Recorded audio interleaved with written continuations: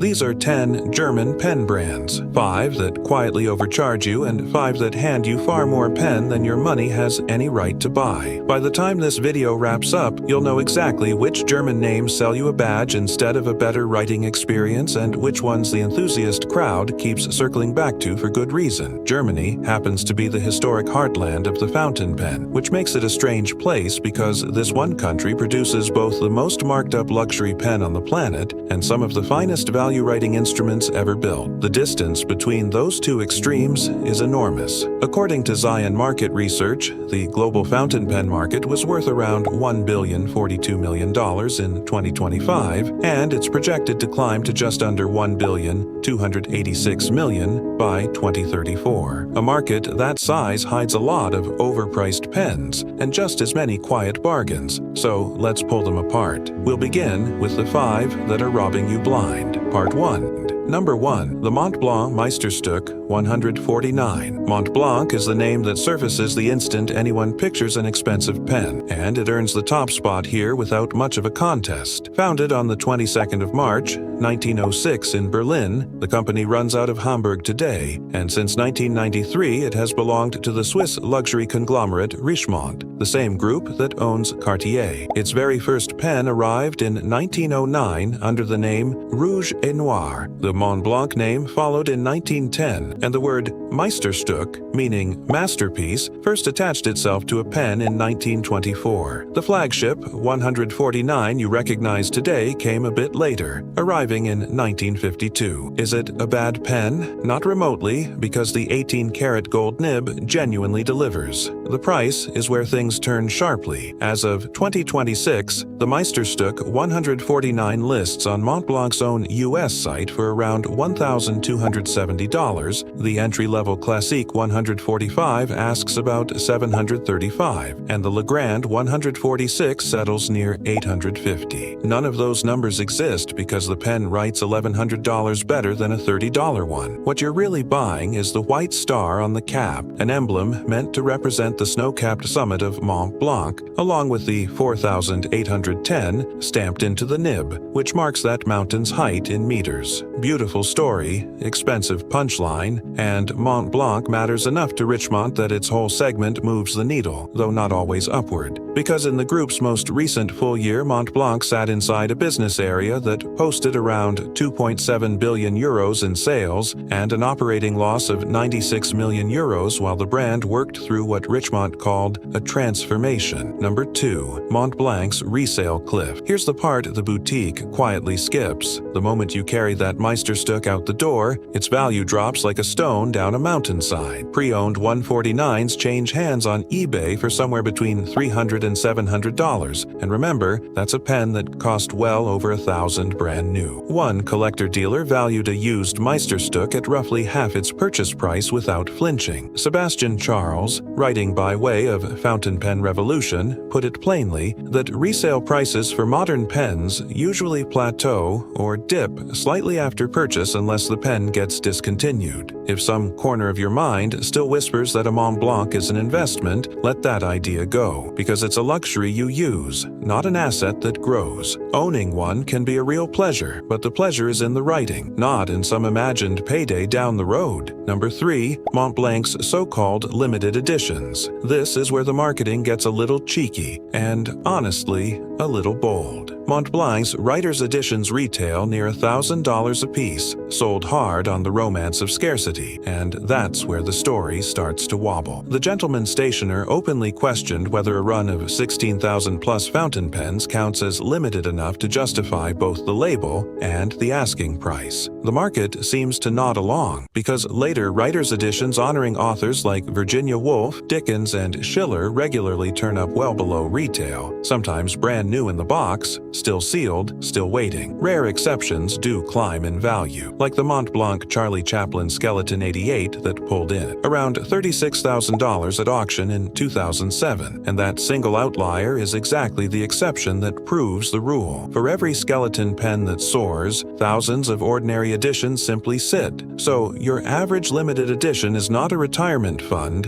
and was never designed to be one. Number 4. Graf von Faber-Castell Faber-Castell's luxury flex. Faber-Castell as a company commands enormous respect. Founded all the way back in 1761, standing as one of the oldest, continuously family-owned industrial companies in the world, spanning 9 generations, and still cranking out around 2 billion pencils a year. That heritage is real, and that's exactly what makes the top of its range so tempting to overpay for. The high-end Graf von Faber-Castell line is where the pricing gets bold. Its classic range stretches from roughly $840 to $1,600, and the annual Pen of the Year limited editions land around $6,400. Set that against the brand's own Tomitio, a lovely steel nib pen priced at about $315 to $370, and the gap tells the whole story. Same heritage, same factory craftsmanship, a fraction of the money. Climb into the 4-figure tier and you're paying for exotic materials and prestige, not a fundamentally better writing experience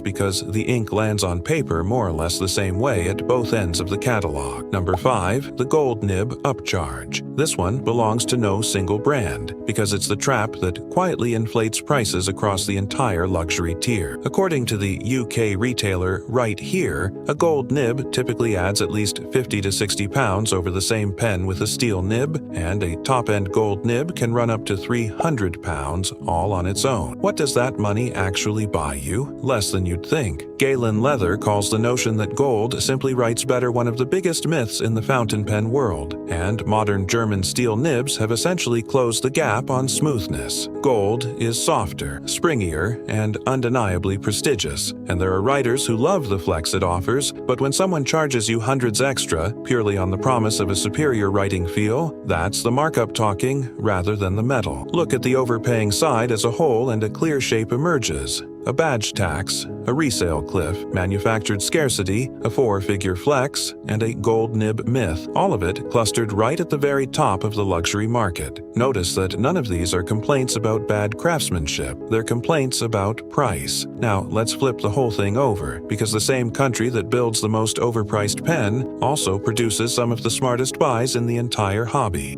Part 2. The 5 Worth Every Penny Number 1. Lamy. If German pens have a patron saint of value, Lamy wears the halo. Founded in 1930 in Heidelberg by C. Joseph Lamy, a former Parker export manager, the company still builds its pens in Heidelberg today, ships to more than 80 countries, and does roughly 75% of the work on each pen by hand. Start with the Safari, which launched in 1980 under designer Wolfgang Fabian, listing around $37 and often slipping under $30 on the street, with its aluminum sibling the AL Star sitting close behind at about $47. That steel nib, the Lamy Z50, earned the title of one of the wonders of the fountain pen world from Right Here, and it's a nib you can swap yourself in seconds. Then comes the Lamy 2000, a 1966 design from Gerd A. Müller, who arrived from Braun, carrying a macrolon body, a hooded 14-karat gold nib, and a piston filler, genuine Bauhaus design that has barely shifted in nearly 60 years, all for $279. A 14-karat gold pen from a design icon at a fraction of a Mont Blanc, that's the entire argument compressed into one sentence. Number 2. Kaweco. Kaweco is the brand people constantly mistake for Japanese, yet it stays stubbornly German, with roots reaching back to 1883 in Heidelberg. The name itself grew out of Koch, Weber, and Compagnie, and the company's road here wasn't smooth because it went bankrupt in 1930, faded out entirely around 1980, and was finally revived in 1994 by Michael Gutberle, who now runs it out of Nuremberg. What you want from the range is the iconic Kaweco Sport, a pocket-sized classic that first appeared around 1911, and today the classic Sport runs roughly $30 to $34 while carrying a nib from Bach, one of the top German nib specialists. It's tiny, charming, and genuinely tough, costing less than a nice lunch for two. As an entry point into serious German engineering, almost nothing touches it. Number 3. Pelikan. Pelikan stands as the enthusiast benchmark for piston-filling pens, and it's been earning that reputation for a very long time. The company traces its official founding to the 28th of April, 1838 in Hanover,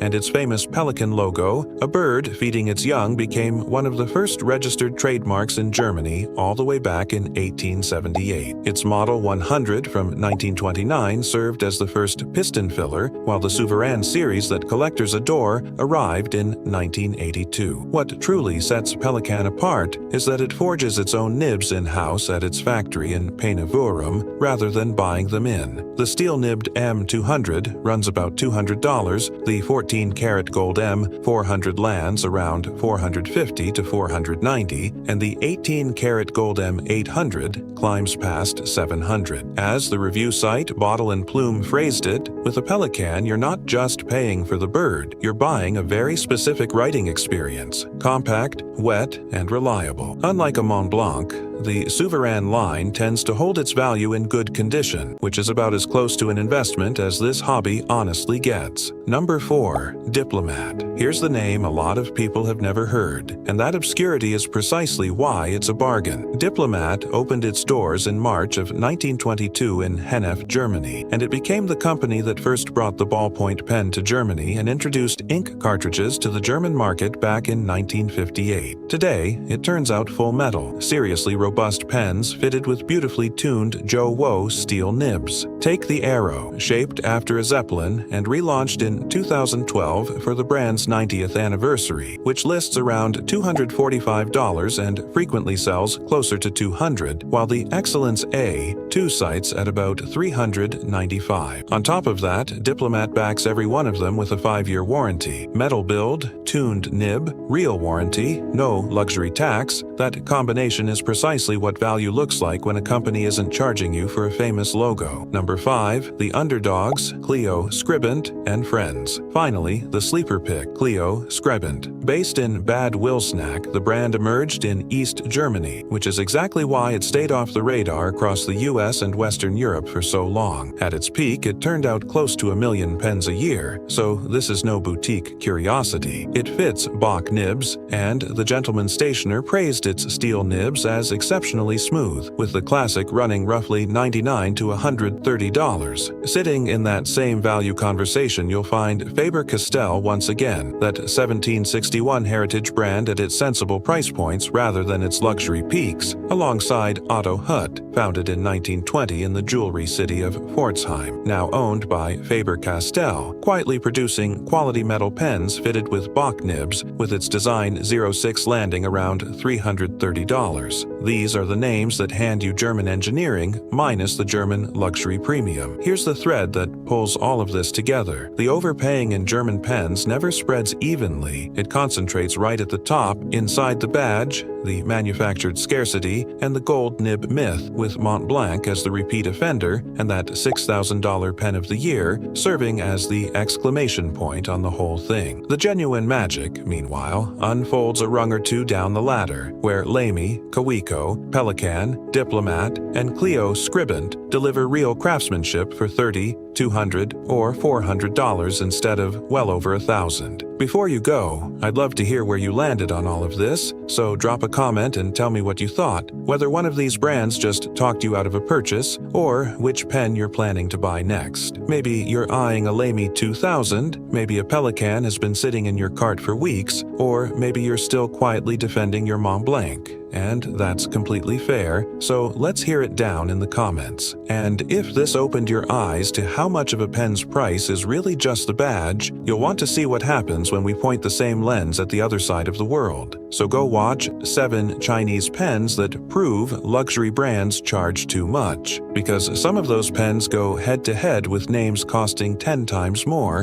and the results genuinely surprised me. I'll see you in that one.